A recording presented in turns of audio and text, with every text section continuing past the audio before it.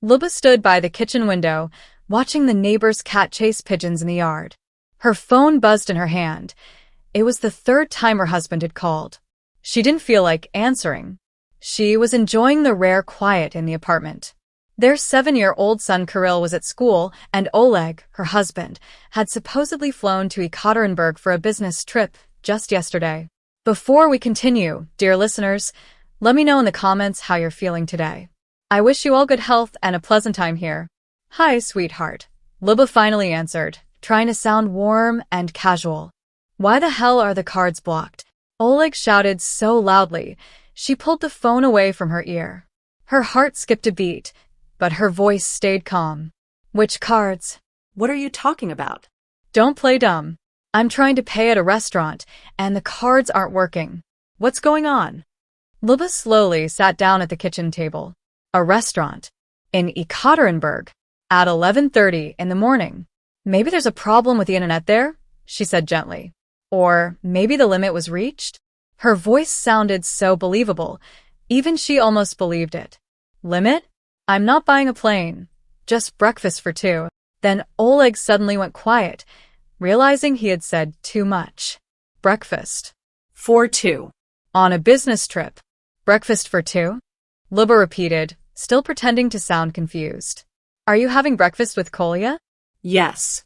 Yes, of course, with Kolya, he said quickly. Just fix the cards, okay? This is embarrassing. Okay, darling. I'll call the bank now, she replied. How's the negotiation going? Fine. We'll talk later tonight, he said, clearly trying to end the call fast. After the call ended, Lyuba sat in silence, still holding the phone. Breakfast for two on a business trip. She opened her laptop and logged into their online banking account.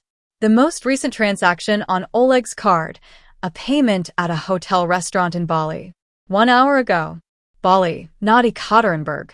Lyuba closed her eyes and took a deep breath. 12 years of marriage. 7 years of being a mom. 3 years ago, she had put all the family cards under her name when Oleg's bad credit, caused by a failed investment in a friend's startup, made things complicated.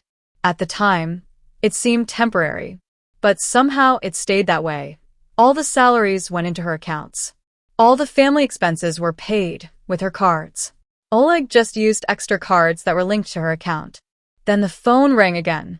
This time it was her mother-in-law. Lyubanka, my dear, how are you? How's my sweet grandson? Valentina Petrovna always started her calls with that sugary sweet voice.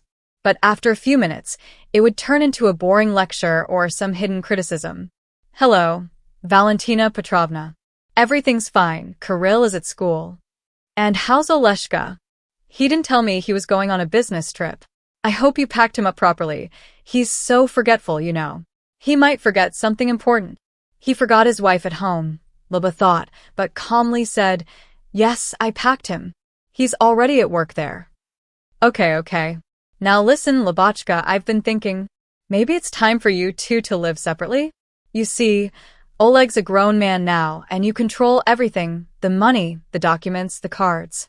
A man should be the head of the family. Here we go, Lyuba thought. Right on schedule. Valentina Petrovna, how do you know about the cards? She asked, trying to hide her irritation. Oh, Oleshka mentioned that he feels a little uncomfortable. You know, it's awkward for him around his coworkers when his wife controls all the money. Male pride, you understand. Lyuba smiled to herself. So he complained to his mommy, she thought.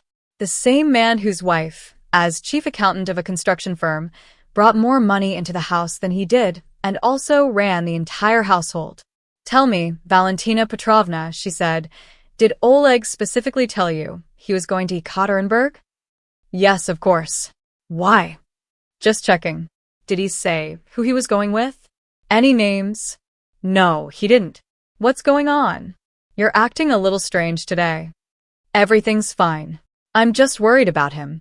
After the call, Lyuba poured herself a cup of coffee and sat at the kitchen table. She needed to think clearly. Her husband was in Bali, with someone she didn't know. The mother-in-law believed he was in Yekaterinburg. So he lied to everyone. She opened her laptop and started scrolling through the social media profiles of Oleg's coworkers. He worked in sales, and she knew most of his colleagues from company events. Maybe someone posted something. Sure enough, one of the employees, Angela, had posted pictures on Instagram from the beach. The caption read, "When work can wait." Location, Bali, Indonesia. The date on the photo was yesterday. Angela. 28, beautiful, recently divorced. She worked in the same company as Oleg in marketing. Lyuba had seen her at the New Year's party. Loud, cheerful, laughing, and openly flirting with all the men, including her husband. The phone rang again. It was Oleg. "Did you fix the cards?" he asked. "I'm working on it," Lyuba replied. "The bank says there's system maintenance. Everything should be working by the evening." "Okay. See you tonight." "But what am I supposed to do about lunch, dear? My colleague can't lend me money. And I didn't bring cash." "What cash?" Lyuba asked. "You're supposed to be in Russia." Oleg paused. "I mean, my colleague didn't bring any either. We're both using cards." "I see. By the way, which colleague are you with?" "Anyone I know." "You don't know her." Angela. "From marketing." There it is. A real confession. "Oh, I see," Lyuba said calmly. "Well, just hang in there until the evening." "Okay, I'm heading to a meeting now." "Good luck at the meeting." "Love you." "Love you too," he said and hung up. Lyuba stared at her phone for a long time. 12 years of marriage were crumbling right in front of her. But strangely, she didn't feel pain or rage. Just relief. As if a heavy weight she'd been carrying for years, without even realizing it, had suddenly been lifted. She logged into the bank app and blocked all the extra cards connected to Oleg's account. All of them, except one. She left that one active with a limit of 10,000 rubles. That should be enough to get him home, she thought. Then she pulled a folder of documents from her desk and began reading. The apartment they lived in had been in her name since before the wedding. 8 years ago, her grandmother sold her old 2-bedroom apartment downtown and helped pay for this larger 3-bedroom one on the edge of the city, so the young couple would have space to raise a child. According to the paperwork, Lyuba was the sole owner. Oleg had no legal claim to it, just the right to live there as her husband. All these years, Lyuba had thought the apartment belonged to both of them. But on paper, it was hers alone. She opened her laptop and began researching how to file for divorce. She read carefully, took notes. By lunchtime, she already had a clear plan. And the first step? She went to see a lawyer. Marina Sergeyevna Volkova had been a family lawyer for 15 years. People usually came to her through recommendations from friends. "Tell me more about the situation," she said after Lyuba briefly explained what was going on. "My husband is on vacation with his mistress, and he thinks I don't know. All the bank cards are in my name. The apartment is also legally mine. And we have a young child." "Okay," the lawyer said. "The apartment is simple. It's your personal property, so it won't be divided in the divorce. But the bank cards are trickier. If your husband's salary was going into those accounts, then that money could be seen as joint property. And if I can prove he was using our family money to support his mistress," Lyuba asked, "can I ask for compensation for those expenses during the property division?" "Yes," Marina said, "but you'll need proof." Lyuba showed her screenshots of bank transactions and social media photos of Angela. "This is a start," the lawyer said, "but it's not enough. You'll need stronger proof that links his spending directly to the affair." "I understand. Can I still file for divorce now?" "You can," Marina said, "but I recommend gathering more evidence first. It will give you a stronger case. Take as much time as you need, but the longer you wait, the more likely he'll start getting suspicious and try to cover his tracks." Lyuba nodded and agreed to meet again in a week. Later, after picking up Kirill from school, she tried to act normal. He didn't ask about anything. He just talked about his day, his classmates, and his lessons. After dinner, while Kirill did his homework, Lyuba sat down at her computer again. She started going through Angela's social media more carefully and found exactly what she needed. A year ago, photos from a work party. In one, Angela was hugging Oleg just a little too closely, longer than what seemed appropriate. 6 months ago, photos of them having dinner together at a restaurant. The caption said it was a business dinner, but the way they looked at each other in the photos said otherwise. 3 months ago, a weekend trip with coworkers, but the only coworker there was Oleg. Their entire relationship was posted online, piece by piece. All you had to do was pay attention. Lyuba printed out the photos and saved all the screenshots in a separate folder. The evidence was piling up. That evening, Oleg called. How are you? Are the cards working now? Yes, everything's fine, Lyuba replied. How was your meeting? Great. Looks like the deal is going through. But there's another meeting tomorrow, so I won't fly back on Wednesday like we planned. I'll come home Friday instead. Okay, she said. By the way, Kirill asked if you'll bring him something from Yekaterinburg. Of course I will. I'll find something nice, Oleg said. All right, Lyuba replied. How's the weather over there? Great. Sunny and hot. Sunny and hot in Yekaterinburg. In October? Of course, he said quickly. Amazing, Lyuba said calmly. Take care. Love you. Love you too. Kiss Kirill for me. After the call, Lyuba double-checked the card settings. All of Oleg's extra cards were blocked, except for one with a small spending limit. Tomorrow, he'd find out he couldn't take money out of an ATM or pay in stores. He would call, yell, demand answers, and she would act confused, promise to look into it. By Friday, when he came home, he'd find more than just a blocked card. He'd find divorce papers waiting for him. And the locks on the apartment door changed. That night, for the first time in months, Lyuba went to bed feeling calm and at peace. The next morning, she woke up before the alarm. Kirill was still sleeping, so she used the quiet time to make arrangements. First, she called a locksmith and scheduled a lock change for Friday morning. Then she called a courier service to deliver the divorce papers on Friday, right around lunchtime, when Oleg would be home from his so-called business trip. At breakfast, Kirill asked, when is Dad coming home? Friday, sweetheart. What will he bring me? You'll see, she said. It'll be a surprise. What kind of surprise? Lyuba didn't know yet, but she knew for sure that Oleg would be coming back from Indonesia, not Yekaterinburg, and he'd have to buy his son a gift with his own money. The workday went as usual. Lyuba, a chief accountant at a real estate development firm, had every hour scheduled. Still, she kept catching herself thinking not about spreadsheets or numbers, but about the talk she'd be having with Oleg soon. During her lunch break, her mother-in-law called. Lyubachka, how's Oleg doing? He hasn't called me. I tried calling. He's working, Lyuba said simply. You must be so lonely. Why don't you and Kirill come over for dinner? I made borscht. Thank you, but we already have plans this evening. What kind of plans? Let me guess, those friends of yours again. Lyuba smiled. Her mother-in-law never missed a chance to complain about her wrong kind of friends. Strong, independent women that Valentina Petrovna believed were a bad influence. No, just housework. Well, anyway, her mother-in-law continued, I wanted to talk to you about your marriage. Here we go, Lyuba thought, tensing slightly. What about it? Oleshka called me yesterday. He said you've become cold and distant lately. Maybe you're having a midlife crisis? I read that this can happen to women at 35.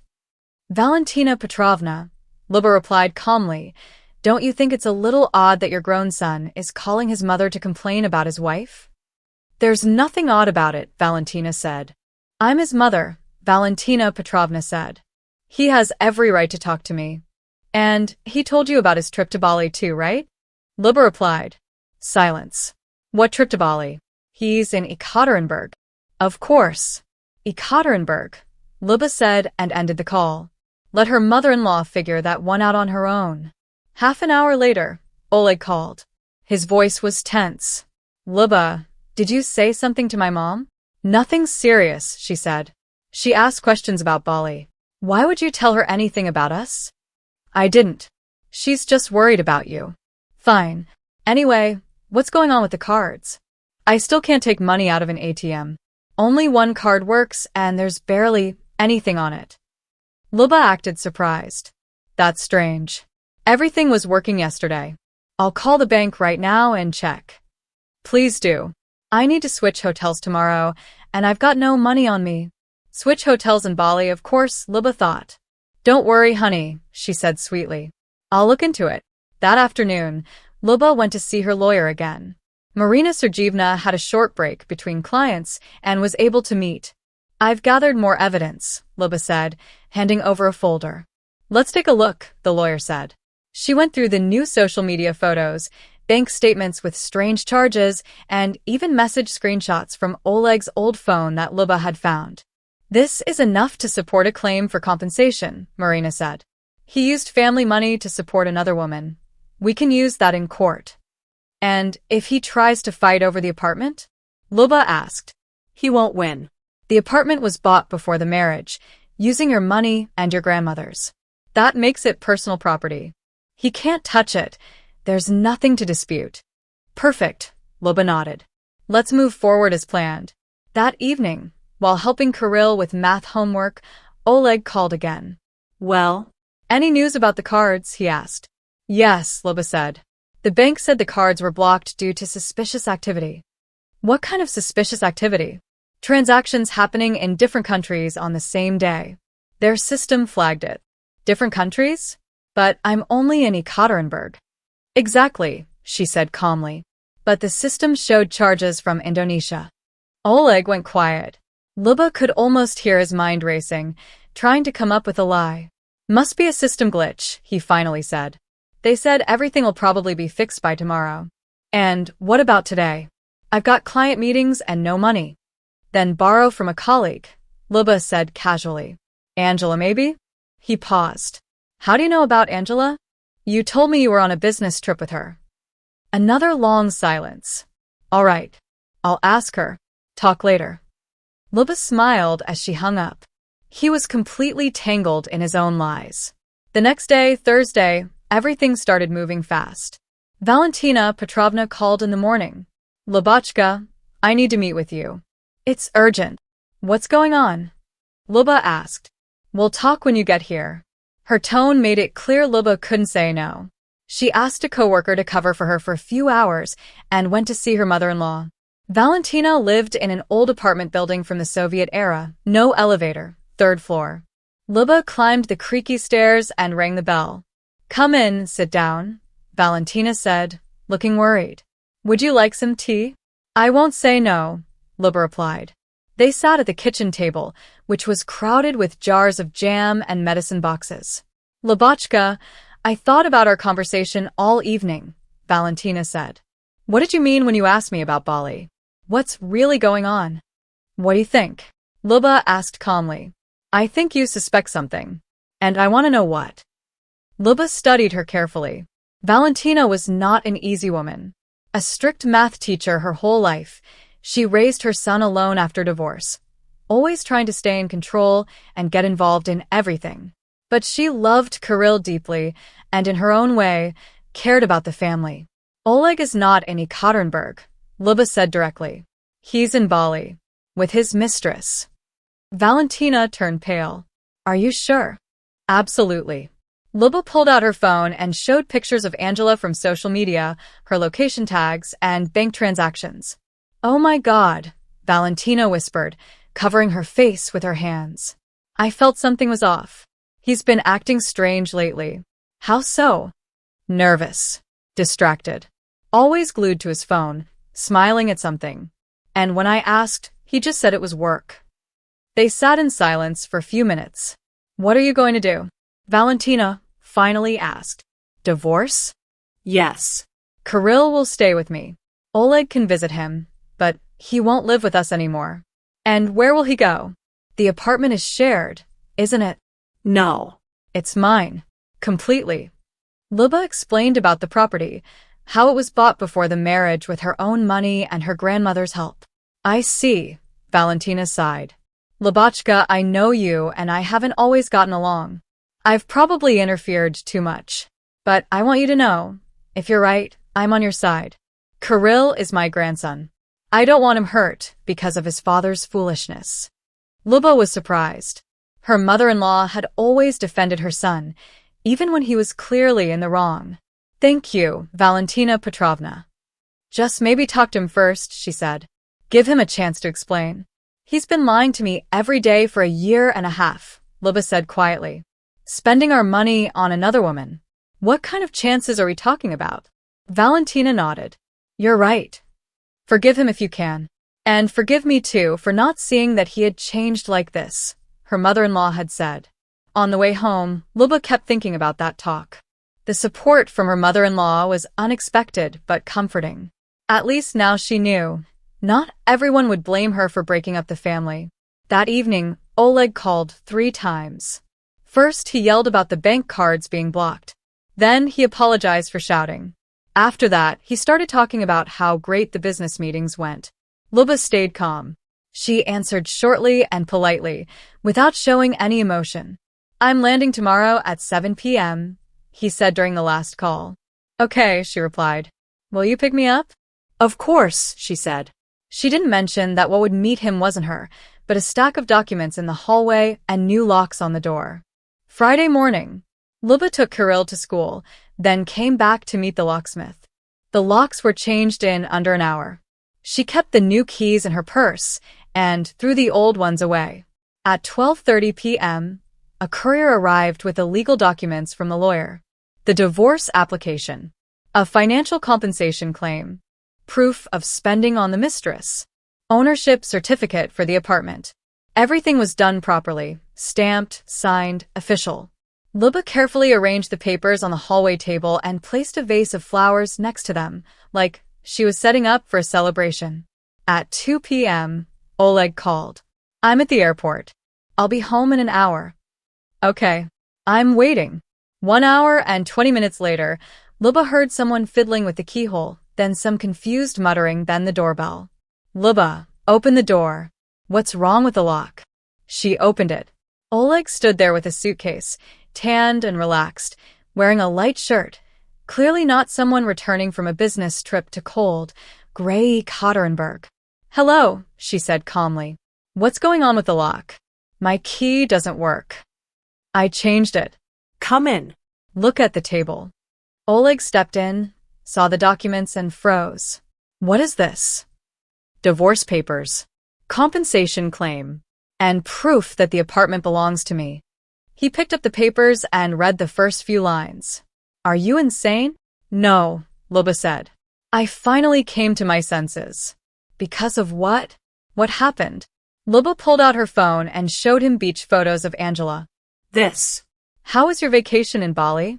We had a successful business trip. Oleg's tanned face started turning pale. I can explain. No need. I understand everything. For a year and a half, you've been spending our money on another woman and lying to me every single day. Lyuba, I'm sorry. It's not what you think. It's exactly what I think. And I have proof. She showed him a folder with printouts, photos, bank records, text messages. You went through my phone? No. I went through our family budget, the one you spent on someone else. Oleg sat down at the table. What do you want? A divorce. Full compensation. And for you to move out of the apartment. Where am I supposed to go? That's not my problem. Go to your mistress. Go to your mom. Rent a place. Whatever you want. And Kirill? Kirill stays with me. You can see him on weekends. Oleg went quiet. He knew arguing was useless. The documents were solid. The evidence undeniable. The apartment legally belonged to Lyuba. Give me some time to pack, he finally said. Of course. But please, be gone by evening. I want Kirill to see you as a dad who's just moving out, not someone being thrown out. Oleg quietly packed his things. 2 suitcases, a box of papers, his late grandfather's chair, and his computer. He didn't take anything else. He knew asking for more would be pointless. Lyuba sat in the kitchen drinking tea, quietly listening to Oleg walk around the house, packing. It felt strange, watching 12 years of shared life slowly disappear from their home. But deep down, she felt more and more relief. At 4 o'clock, Kirill came home from school. Dad, he said happily when he saw the suitcases in the hallway. You're back already? What did you bring me? Oleg looked at his son, then glanced at Lyuba, unsure what to say. Kir, come here, Lyuba said gently. Daddy wants to talk to you. They sat in the living room, Kirill on the couch, Oleg in a chair across from him, Lyuba sitting beside her son. Son. Oleg began carefully. Daddy is going to live in a different place now. What do you mean, different place? I don't get it. Your mom and I have decided to live separately. Sometimes adults do that. Did you two fight? Something like that, Oleg said. Because of me? Kirill asked, worried. No, Lyuba quickly said. Not at all. This has nothing to do with you. Then just make up, he said. Oleg looked at Lyuba, almost begging her with his eyes. But she shook her head. No, sweetheart. We're not getting back together. So, you're getting divorced?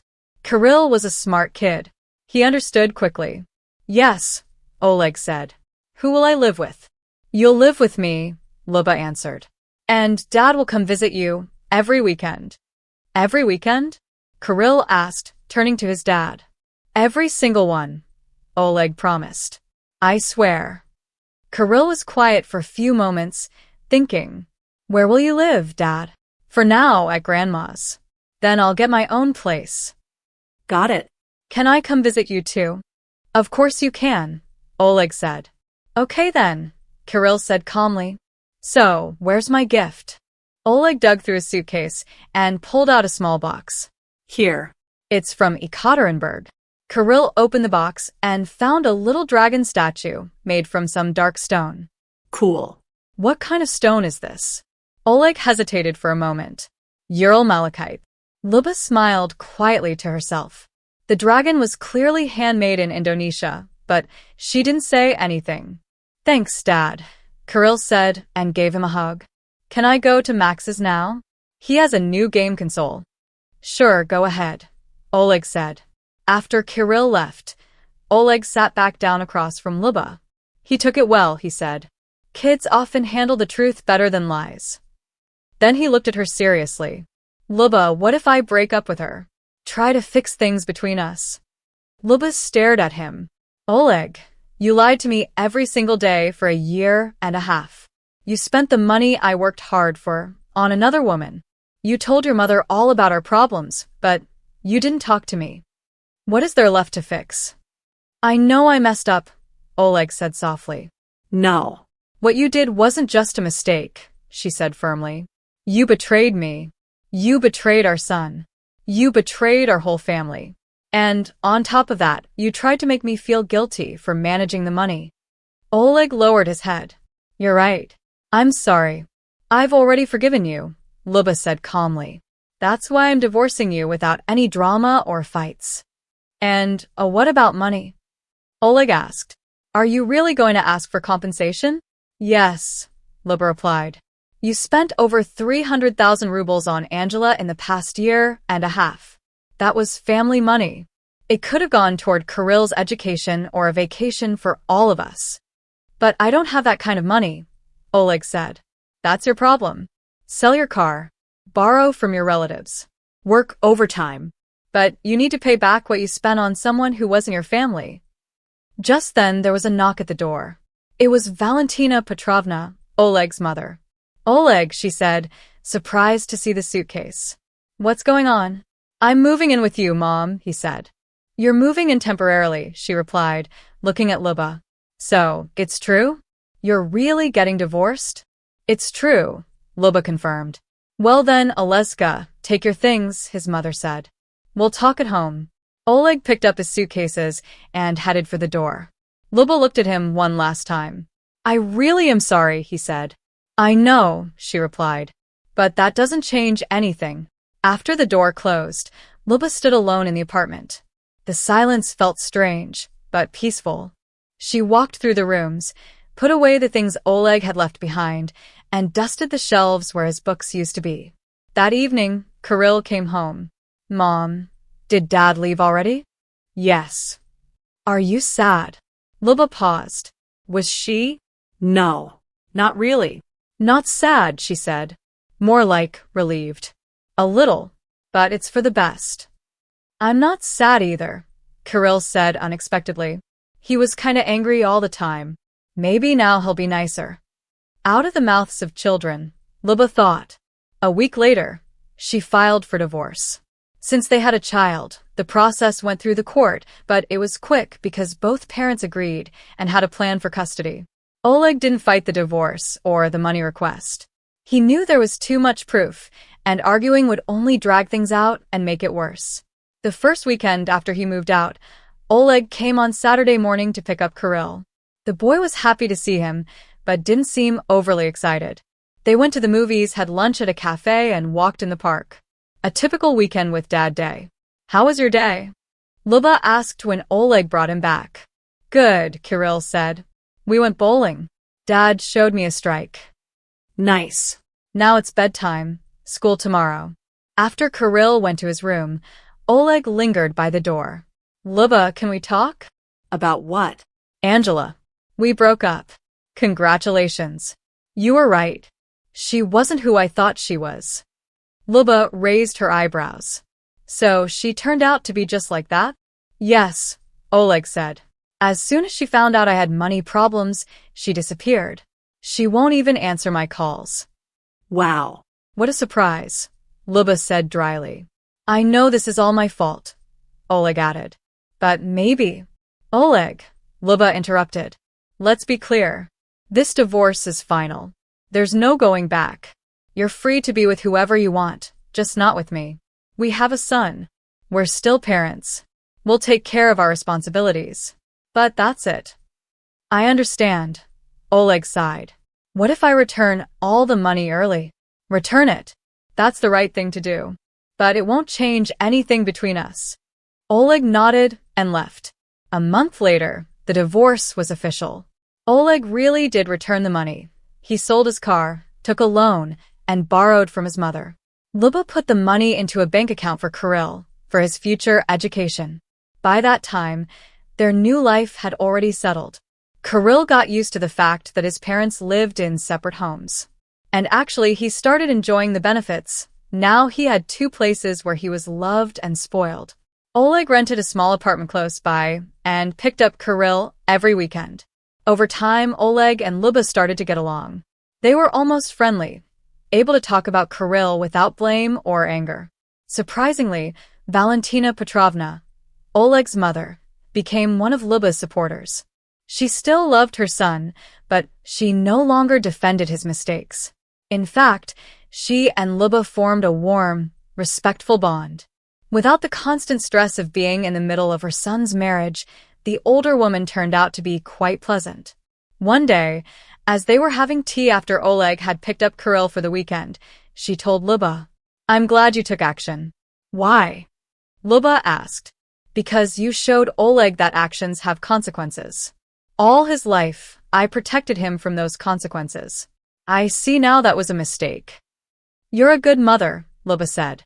"A good mother is supposed to raise a good person," Valentina sighed. "I raised an egoist. But maybe it's not too late to fix that." 6 months after the divorce, Lyuba ran into Angela, Oleg's ex-girlfriend, at a cafe near her work. Angela was sitting at the next table with a well-dressed man about 10 years older than her. Angela noticed Lyuba, blushed, and then walked over. "Can I sit down for a moment?" she asked. "Sure," Lyuba replied. "I just wanted to say sorry," Angela said, avoiding eye contact, "for what happened between me and your husband."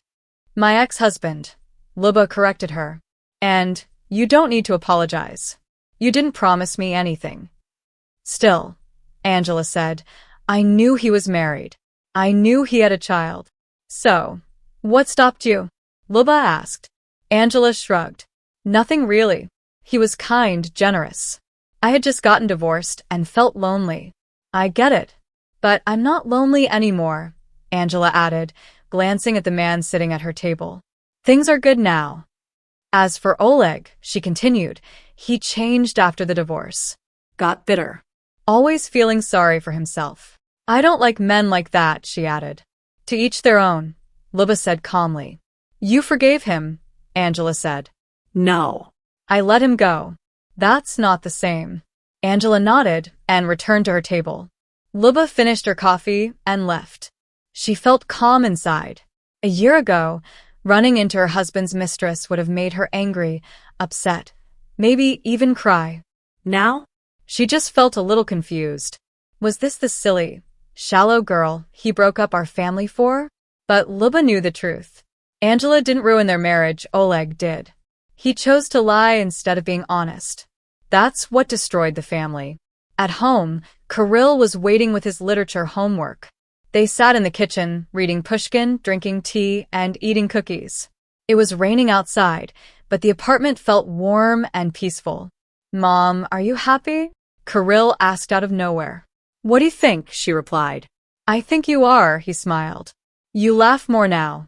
So, yes, you're happy. "And I'm happy too. I have 2 homes, and everyone loves me." "Of course we do," Lyuba smiled. "And when I grow up, I'll never lie to my wife. I'll be a good husband." "I'm sure you will," she said. That night, after Kirill went to bed, Lyuba sat down at the computer and opened a travel website. She had always wanted to visit St. Petersburg with her son, to show him the Hermitage, walk down Nevsky Avenue, and take a boat ride through the canals. In the past, she always had to check with her husband first, ask for permission, and fit around his plans. But now, she could decide for herself. She booked a tour for the May holidays and smiled. Her new life was just beginning. Thank you for listening to the end. If you enjoyed the story, don't forget to like and subscribe so you don't miss future videos.